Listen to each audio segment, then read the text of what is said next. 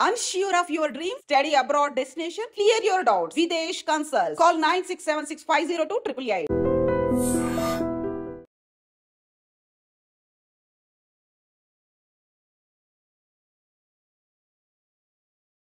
నమస్తే, welcome to I dream. నేను మీ మాధురి.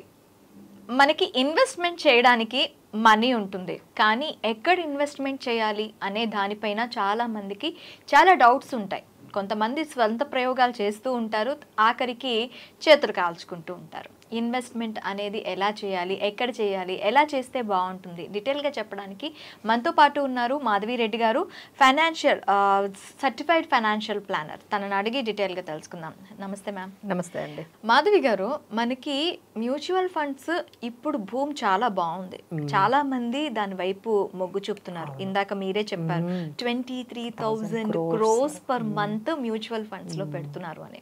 ఈ మ్యూచువల్ ఫండ్స్ లో మనం స్టాక్స్ కొనాలి ఎలాంటి జాగ్రత్తలు తీసుకోవాలి? మనకి స్టాక్ మార్కెట్, మ్యూచువల్ ఫండ్ రెండు కూడాను ఒక రెండు పిల్లర్స్ లాగా నడుస్తూ ఉన్నాయి. మనకి రెండు కాళ్ళు అంటే ఒకటి స్టాక్, ఒకటి మ్యూచువల్ ఫండ్. అసలు స్టాక్స్ లో పెడితే బాగుంటుందంటారా, మ్యూచువల్ ఫండ్స్ లో పెడితే బాగుంటుందంటారా? గుడ్ క్వశ్చన్ అండి. ఫస్ట్ ఏంటంటే, స్టాక్స్లో పెట్టడం అంటే డైరెక్ట్గా ఇన్వెస్ట్ చేయడం.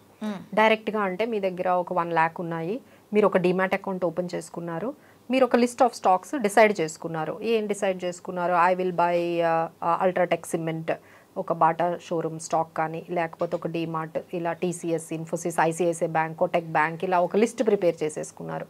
కొన్ని స్మాల్ క్యాప్స్, కొన్ని లార్జ్, ఇలా మీకు నచ్చిన స్టాక్స్ మీరు కొనేసుకున్నారు. దీన్ని మనము స్టాక్ మార్కెట్ ఇన్వెస్ట్మెంట్ అంటారు. డిమాట్ అకౌంట్ ఓపెన్ చేశారు, మీరే డిసైడ్ చేసుకున్నారు, ఎన్ని షేర్స్ కొనాలో మీరే డిసైడ్ చేసుకున్నారు. ఇలా మీరు ఒక పోర్ట్ఫోలియోని మేనేజ్ చేసుకుంటూ వెళ్తున్నారు. Next, mutual funds. ఎందుకు అసలు ఈ మ్యూచువల్ ఫండ్స్ వచ్చాయి? 1 minute. పోర్ట్ఫోలియో అన్నారు, పోర్ట్ఫోలియో గురించి ఒక చిన్న బ్రీఫ్. పోర్ట్ఫోలియో అంటే group of stocks. Okay, group of stocks. ఇప్పుడు నా దగ్గర మీరు ఇన్వెస్ట్ చేస్తున్న, ఇప్పుడు మీరు అన్ని చెప్పారు కదా, ఇదంతా గ్రూప్. ఇది ఇన్ని కంపెనీస్ లో కొనటాన్ని ఒక పోర్ట్ఫోలియోని అంటారు. పోర్ట్ఫోలియో. సో ఈ పోర్ట్ఫోలియోని మీరు మేనేజ్ చేసుకుంటూ ఉంటారు. బాలేనివి ఏమైనా ఉంటే తీసేసుకుంటారు, లేదు అంటే ప్రాఫిట్ ఏదైనా ఉంటే బుక్ చేసుకుంటారు, మళ్ళీ ఇంకొకటి అమ్మేస్తారు, ఇంకొకటి యాడ్ చేస్తారు. So this is what you are managing the portfolio, right? About the stocks. ఇదంతా ఎవరు చేయగలరు? The people who are having experience. దాని గురించి ఎక్స్పీరియన్స్ ఉండాలి, ఏది పెరుగుతుందో ఏది తగ్గుతుందో తెలియాలి. And they should have the knowledge what is happening outside. గ్లోబల్లో ఏం జరుగుతుంది, మన ఇండియన్ ఎకానమీ ఎలా వర్కౌట్ అవుతుంది, జీడిపి ఎలా ఉంది, ఏ సెక్టార్ బాగుంది ఇండియాలో, ఇప్పుడు ఏది బెటర్గా ఉంటుంది ఇన్వెస్ట్ చేయడానికి, ఏ స్టాక్స్ ఫ్యూచర్లో పెరుగుతాయి, ఇంత నాలెడ్జ్ ఉండాలి. And that is keep on changes. ఈ రోజు వచ్చిన ఇన్ఫర్మేషన్ రేపు ఇంకోటి వస్తుంది. సడన్గా యూఎస్లో ఎలక్షన్స్ అవుతాయి, ఎలక్షన్స్ అయిన తర్వాత ఎక్కడ ఇంపాక్ట్ పడుతుంది, ఎలా ఇంపాక్ట్ పడుతుంది, సో దాన్ని బట్టి మళ్ళీ మన పోర్ట్ఫోలియో చేంజెస్. ఓకే, సో ఇలా ఇంత డైనమిక్గా ఉంటుంది. So the people who have got time, ఎవరికైతే టైం ఉందో, ఎవరికైతే అంత నాలెడ్జ్ ఉందో, ఎక్స్పీరియన్స్ కూడా ఉండాలి కదండి. మార్కెట్ పడిపోయినప్పుడు ఎలా బిహేవ్ చేయాలి, ఏ స్టాక్స్ ఉంచాలి, ఏ స్టాక్స్ తీసేయాలి అనేది ఎలా తెలుస్తుంది? You never experience the stocks. అంటే అందులో మీకు ఒక 5-10 years కానీ ఎక్స్పీరియన్స్ ఉన్నట్టయితే మీకు తెలిసిపోతుంది. ఓకే, ఎందుకంటే you have experience the fall and the rise of the volatility in the stock market. But ఇది మీకు లేదనుకోండి, మీ దగ్గర టైం లేదు. First of all, you are so busy in your day to day schedule in your office. So how do you manage all those things? And second thing, you don't have knowledge about the economy, about the global effect, global impact, తర్వాత ఈ RBI changes, SEBI changes, ఈ impact అంతా మన stocks మీద ఎలా పడుతుంది అనేది మీకు ఏమీ తెలియదు అనుకోండి. Then what is the other solution? That is the solution is mutual funds.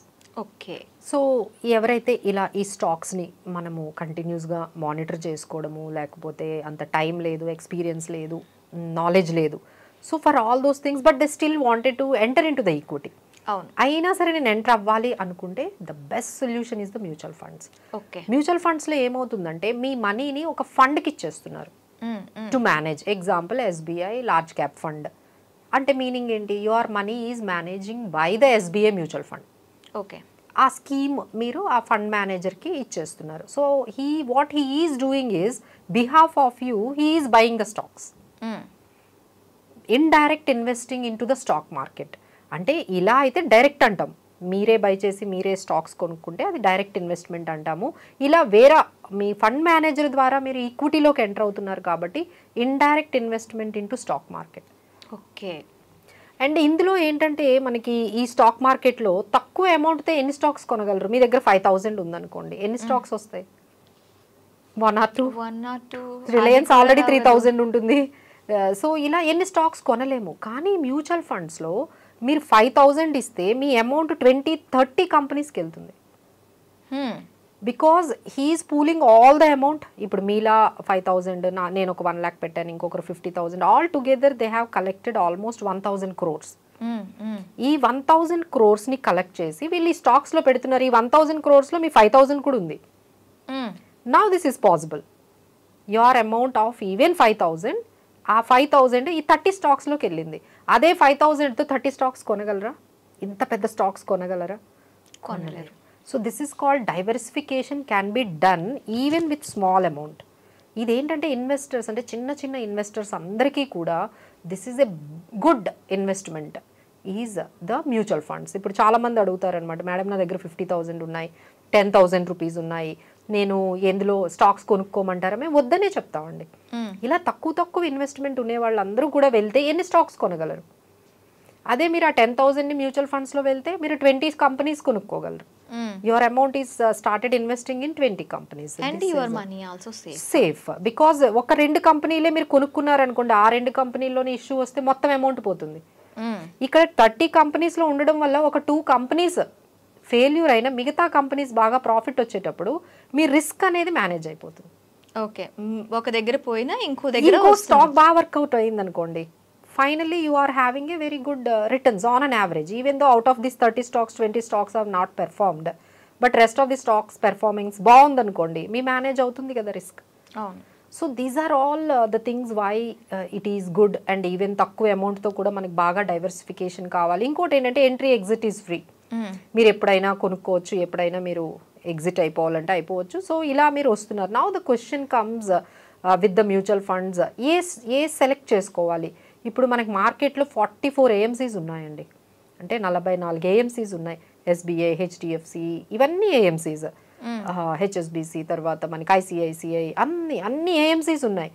ఈ టోటల్గా మనకి ఆల్మోస్ట్ ఒక 2,000 నుంచి 4,000 స్కీమ్స్ ఉంటాయి. Okay.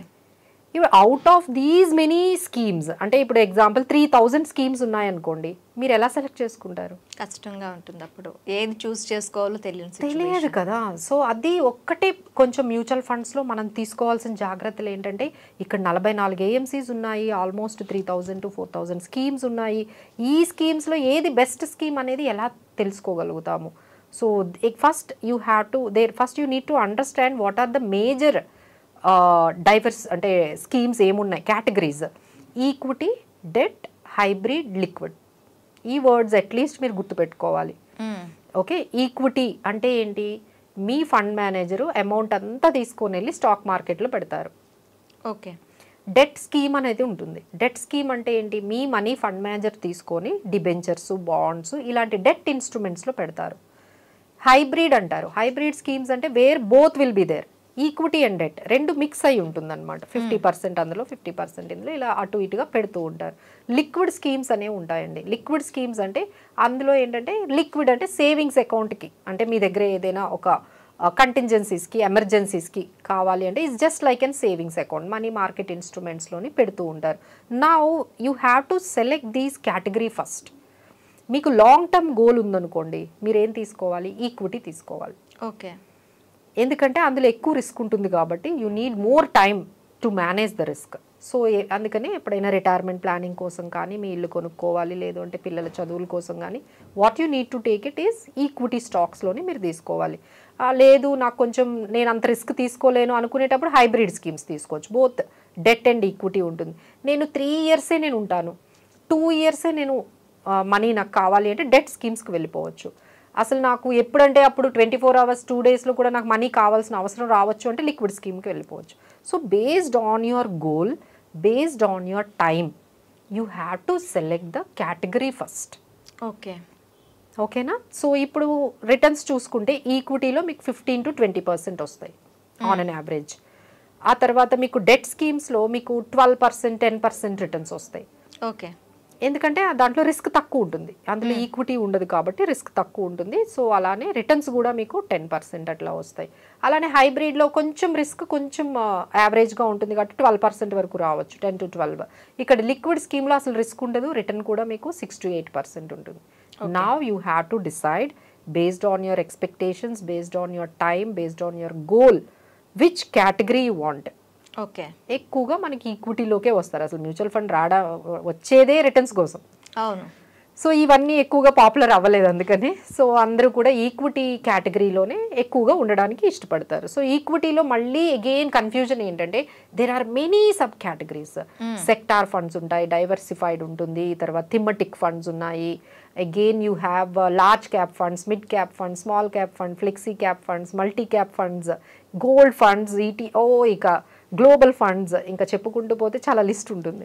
So again you will get confused. What could be my best choice? నేను మిడ్ క్యాప్ తీసుకోవాలా, స్మాల్ క్యాప్ తీసుకోవాలా, large cap బాగుంటుందా? లేదు సెక్టార్ ఫండ్స్. సెక్టార్ ఫండ్స్ అంటే బ్యాంక్ సెక్టార్ ఫండ్ కానీ, లేకపోతే ఐటీ సెక్టార్ ఫండ్, లేదు అంటే ట్రాన్స్పోర్టేషన్ సెక్టార్ ఫండ్, డిజిటల్, తర్వాత ఈవీ అంటే ఎలక్ట్రిక్ వెహికల్స్కి సంబంధించిన ఒక ఫండ్ ఉంటుంది. So whatever money they will keep it in that EV related stocks, that is called thematic funds. ఇలాంటివి ఇన్ని ఫండ్స్ ఉండేటప్పటికి again you will get confused. Okay, ఫైనల్గా మీరు ఈక్విటీ తెలుసుకున్నా, బట్ ఇందులో ఏది పెట్టాలి అనేది మళ్ళీ మీరు కన్ఫ్యూజ్ అవుతారు. ఇక నెక్స్ట్ అండ్ ఫైనల్, ఇంక ఇక్కడతో కూడా మీకు అయిపోలేదు సెలెక్షన్ అనేది. నెక్స్ట్ లెవెల్ ఏంటంటే finally you have selected diversified తీసుకుందామని సెలెక్ట్ చేసుకున్నారు. నాకు లార్జ్ క్యాప్స్ అయితే ప్రాబ్లం ఉండదు, ఎందుకంటే అన్ని పెద్ద పెద్ద కంపెనీస్ ఉంటాయి కాబట్టి నాకు better I will go with only large cap top 100 స్టాక్స్లో నేను ఉండాలి అనుకుంటున్నాను కాబట్టి you have selected. Now the same scheme is giving by almost all 20 AMCs. అంటే SBI లార్జ్ క్యాప్ ఉంటుంది, ICICI లార్జ్ క్యాప్ ఉంటుంది, HDFC లార్జ్ క్యాప్ ఉంటుంది, అందరూ లార్జ్ క్యాపే. మరి ఇప్పుడు ఎలా సెలెక్ట్ చేసుకుంటారు? Which AMC is the best to manage the large? అంటే ఒక్కటే థీమ్ మీద ఇన్ని AMCs ఇస్తున్నాయి. సో ఏ AMCని ఎలా సెలెక్ట్ చేసుకుంటారు? So again that is a very big selection criteria ఉంటుంది. వాళ్ళ ఎక్స్పెన్స్ రేషియో, రిటర్న్స్ ఎలా చేశారు, ఫండ్ మేనేజర్ ఎలా ఇచ్చారు, ఆల్ఫా ఎలా చేశారు, షార్ప్ రేషియో ఎలా ఉంది, AUM ఎంత ఉంది. So this is also a big list to find out which is the best AMC for this category. So లేదు మేడం, ఇవన్నీ మా వల్ల కాదు, మేము ఇన్ని సెలెక్ట్ చేసుకోవడం అనేది చాలా టఫ్గా ఉంది అంటే better you go with an good expert who can do this job for you, who can be client biased. వాళ్ళే ఇక మీకు స్కీమ్ సెలెక్ట్ చేసేసి దాన్ని మానిటరింగ్ చేసేస్తారు. చాలామంది చేసే బిగ్గెస్ట్ మిస్టేక్ ఏంటంటే ఒకసారి సెలెక్ట్ చేసిన తర్వాత అదేదో ఫర్ ఎవర్లా మెయింటైన్ చేస్తూ ఉంటారు SIP. Okay. That is nothing like for ever అండి. ఏ స్కీమ్ అయినా మీరు ఒకసారి సెలెక్ట్ చేసుకున్న తర్వాత అది బాగాలేదు, ఒక 2-3 years చూసుకున్నారు, అది పెర్ఫార్మెన్స్ బాగాలేదంటే you need to come out. Okay. It is need not necessary ఒకసారి SIP ఒక స్కీమ్ సెలెక్ట్ చేసుకుంటే అదే 10 years కంటిన్యూ చేయాలని ఏం లేదండి. It need to be checked every 2 years, every 1 year. మీరు ఆ స్కీమ్ని చెక్ చేసుకుంటూ ఉండాలి. ఏమేమి చేంజెస్ వచ్చాయి, ఫండమెంటల్గా ఏం చేంజెస్ వచ్చాయి చెక్ చేసుకో. ఓకే, ఇప్పుడు నేను 2 years కంటిన్యూగా సిప్ కట్టాను ఒక కంపెనీ, ఒక దీని స్కీమ్లో. ఆ స్కీమ్లో నేను 2 years తర్వాత ఆఫ్ చేసేసాను. చేసేసిన తర్వాత నా నెక్స్ట్ గోల్ ఎలా ఉండాలి? అంటే నెక్స్ట్ ఇప్పుడు అది ఎందుకు ఆపారు అనేది ఫస్ట్ క్వశ్చన్ అండి. అంటే మీకు పెర్ఫార్మెన్స్ నచ్చలేదు అనేటప్పుడు, పెర్ఫార్మెన్స్ బాగుంటే మనం కంటిన్యూ అవుతాం కదా. వై షుడ్ మనం ఎందుకు గివ్ అప్ ఇస్తాం అక్కడ? సో అది గివ్ అప్ ఇచ్చాను అంటే అక్కడ బాలేదు పెర్ఫార్మెన్స్, నేను వేరే దేనికి వెళ్ళాలి. అప్పుడు నేను ఎలా సెట్ చేసుకోవాలి? అగైన్ అండి, అంటే ఇప్పుడు మళ్ళీ మీరు ఈ స్కీమ్ నచ్చలేనప్పుడు, ఈ కేటగిరీ మీకు నచ్చలేనప్పుడు again you have to choose another category, another scheme. మరి ఈ 2 years పెట్టిన మనీ దేర్ ఆర్ 2 options ఉంటాయండి. మీరు దాన్ని రెడెంప్షన్ అనొచ్చు.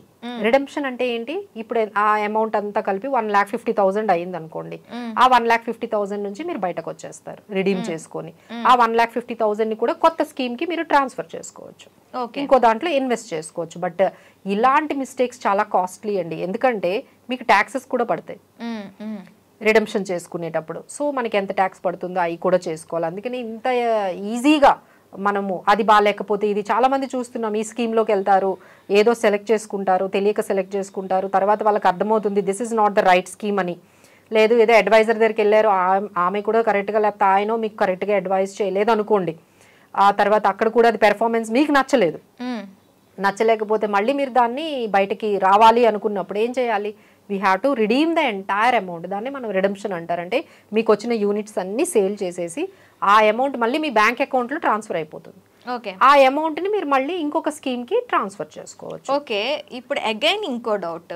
నేను ఇప్పుడు 2 years నేను ఒక దాంట్లో పెట్టాను, సిప్ వేసాను, 2 years కష్టపడి పెట్టాను, ఎందుకు అనివార్య కారణాల వల్ల అది కొంచెం పడింది, నేను అందులో తీసేసాను, మళ్ళీ అది గ్రో అవుతుంది, వాట్ బై సిచ్యువేషన్, నేను అప్పుడు ఏం చేయాలంటారు? అవే గ్రో అవుతున్నాయి. యా ట్రూ అండి. ఎందుకంటే చాలామంది ఏం చేస్తూ ఉంటారంటే ఎస్ఐపీస్లో స్టార్ట్ చేస్తారు, బాగానే స్టార్ట్ చేస్తారు. అదే మనకండి ఇప్పుడు మేము చెప్తున్నాం కదా, ఇప్పుడు ఏవైతే 23,000 కోట్లు ఇవన్నీ వస్తున్నాయో ఎవ్వరు కూడా కంటిన్యూగా లాంగ్ టర్మ్గా ఉండట్లేదు మ్యూచువల్ ఫండ్స్లో. For different reasons maximum people are leaving after 2-3 years. 2-3 years వెళ్ళిపోతున్నారు అనమాట. కుడ్ బి రీజన్ ఎట్లా ఉంటుందంటే అది ఎప్పుడైనా తీసేసుకోవచ్చు కదా. ఇప్పుడు మీకు ఇల్లు కనిపించింది అనుకోండి, ఓ 5 lakhs కావాలంటే ఇల్లు అమ్ముతారా? అమ్మరు. 5 lakhs కోసం అయితే హౌస్ ఎవరు అమ్మరు. గోల్డ్ అమ్మితే మీ ఇంట్లో ఊరుకుంటారా? అంటారు. సో గోల్డ్ అమ్మలే, అది సెంటిమెంట్ కదా. సో గోల్డ్ అమ్మరు. ఇంకే పిఎఫ్ ఆ అమౌంట్ రాదు. ఇప్పుడు మీ దగ్గర ఏం కనిపిస్తుంది? ఆ మ్యూచువల్ ఫండే కనిపిస్తుంది. ఇమ్మీడియట్గా దాన్ని లిక్విడేట్ చేసేసి ఇంట్లో ఫంక్షన్ ఉందని, లేకపోతే ఏదో ఒక ల్యాండ్ కొనాలి, కొంచెం అమౌంట్ తగ్గింది, అసలు మీరు పెట్టింది రిటైర్మెంట్ ప్లానింగ్ కోసం, కానీ సడన్గా ఏదో మీకు వస్తుంది ఇంపార్టెన్స్, ఇంకేదైనా వస్తుంది, ఇమీడియట్గా దాన్ని అమౌంట్ తీసేసి దానికి వెళ్ళిపోతూ ఉంటారనమాట. తర్వాత అది చాలా పెరుగుతూ ఉంటుంది. దెన్ యూ విల్ రిపెంట్, అరే నేను అనవసరంగా తీసేసానే అని. So you have to stick with the mutual funds అండి. సో ఇది చాలా కష్టం, మన ఓన్గా డిసిప్లిన్డ్గా ఉండడం అనేది. అదే ఒక ఎక్స్పర్ట్తో ఉన్నారనుకోండి, they will ask you the question first. మీరు అడిగారు చూడండి, అదే మీరు ఓన్గా ఉంటే ఈ డెసిషన్స్ తీసుకుంటారు. అదే ఎక్స్పర్ట్ ఉన్నారనుకోండి మీతో పాటు, they may not allow you to do that.